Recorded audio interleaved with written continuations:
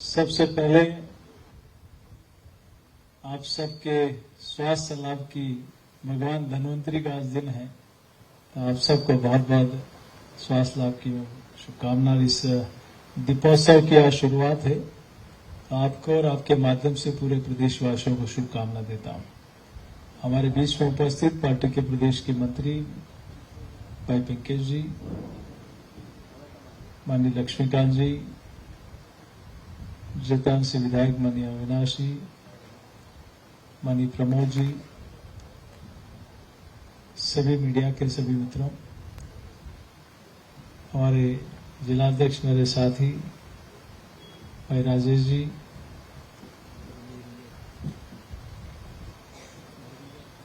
आज के दिन आप ही सब लोगों के माध्यम से पूरा प्रदेश भी देख रहा है कि दौसा जिले में कैसे 4 साल की बच्ची के साथ एक सरकारी कर्मचारी द्वारा जिस प्रकार की घटना की जाती है, उसकी जितनी निंदा की जाए उतनी कम है। और ये घटना सिर्फ एक घटना नहीं है, पिछले 5 वर्षों में राजस्थान में ऐसे कई दंश जेलें हैं कि बहन बेटियां और अब तो मासूम बच्चों के साथ भी जिस प्रकार का दुराचार, अत्याचार, अनाचार हो रहा है, वो तब होता है जब राजस्थान के मुखिया पिछले सालों में इस प्रकार की घटनाओं के प्रति कहीं न कहीं आरोपियों के साथ खड़े दिखाई दिए। पूरा प्रदेश इस घटना की निंदा करता है और आज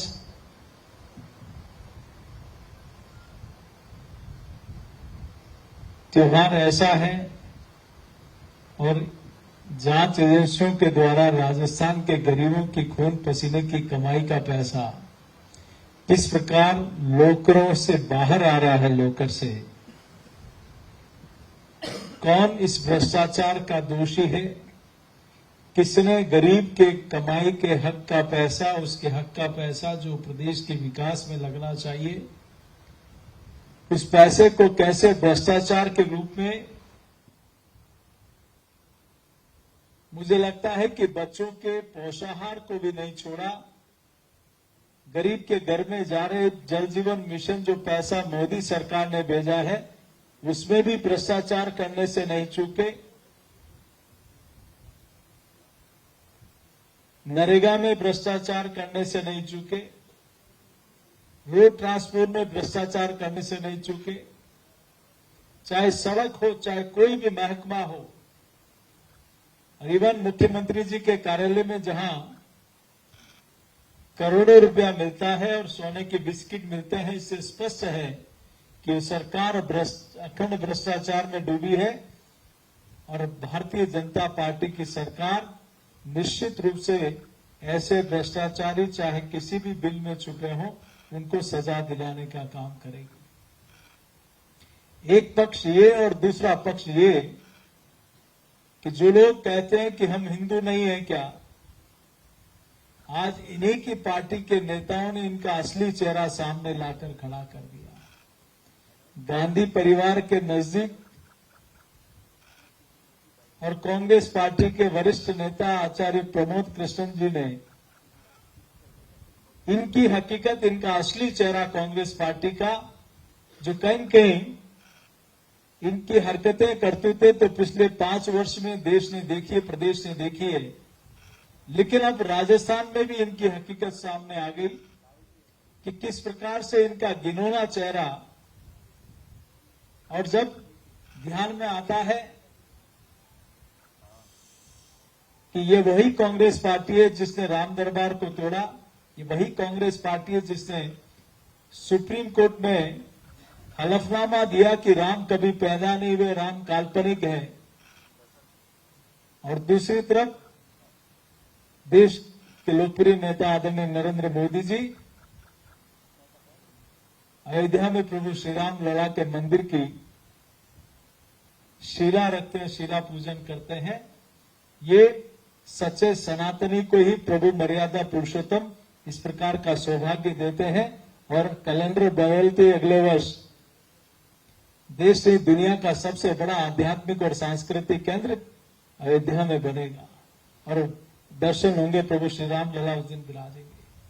यह अंतर देश प्रदेश की जनता देख रही है कि जिन्होंने शिव मंदिर को तोड़ा राजस्थान में। दूसरा अंतर जनता देख रही है कि कैसे चाहे उज्जैन महाकाल हो, चाहे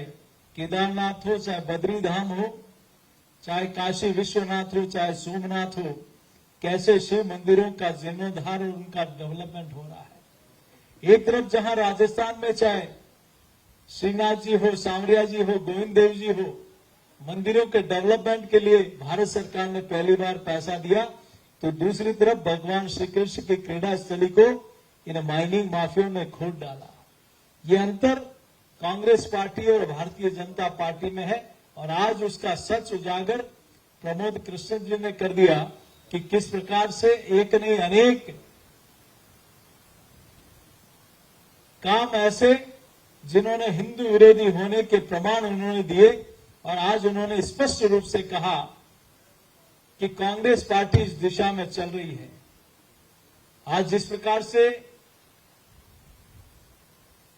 3 गायों की हत्या हो गई, कहीं पलायन हो रहा है, किसी विधानसभा में तो 2 राहगीर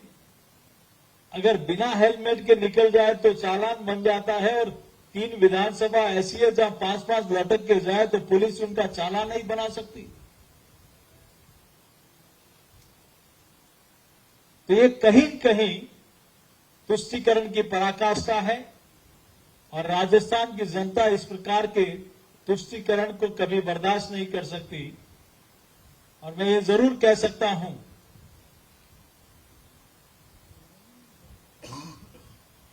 कि इसीलिए राष्ट्रीय नेतृत्व कांग्रेस ने स्वीकार कर लिया कि राजस्थान हमारे हाथ से गया और राहुल गांधी जी ने तो स्पष्ट रूप से वो किस मुंह से आए, जो वादे करके गए थे उसको हम यहां की सरकार अमल में पूरा नहीं कर पाई। और यही कारण है कि आज इनका कोई इनके युवराज यहां राजस्थान आने को तैयार नहीं। जो जय वीरू की जोड़ी पिछले चुनाव में एक मोटरसाइकिल पर घूमती थी, एक बाइक पर घूमती है थी, आज कहीं कहीं एक दूसरे में दूरियां साफ स्पष्ट दिखाई दे रही है। तो मैं स्पष्ट कह सकता हूं कि राजस्थान की जनता ने मन बना लिया है और जिस प्रकार का विश्वास नरेंद्र मोदी जी और भारतीय जनता पार्टी में है और जिस प्रकार का धोखा कांग्रेस पार्टी ने दिया है, निश्चित रूप से इसका खामियाजा राजस्थान के इस विधानसभा चुनाव में कांग्रेस पार्टी को उठाना पड़ेगा। बस यही आप सब लोगों के बीच में चर्चा करनी थी। आप सब लोग आए, पुनः आप सबको इस पावन त्योहार की अपनी ओर से दीपोत्सव के आज धनतेरस से लेकर 5 दिन जो हमारी दिवाली, चूंकि राजस्थान की जनता भी इस बार दिवाली 3 मनाएगी। एक दिवाली मनाएगी 12 तारीख को, दूसरी दिवाली मनाएगी 3 दिसंबर को और तीसरी दिवाली मनाएगी 22 जनवरी को, जब श्री राम लला अयोध्या में विराजमान होंगे। ये राजस्थान की जनता ने तय कर लिया। आप सब लोग आए, बहुत बहुत धन्यवाद। एक मिनट। हमारे बीच में आरएलपी के प्रदेश प्रवक्ता श्री रोहित गुर्जर जी हैं। मैं आदरणीय प्रदेश अध्यक्ष जी से आग्रह करता हूं कि उनको पार्टी का दुपट्टा पहनाकर पार्टी के परिवार में शामिल करवाएं।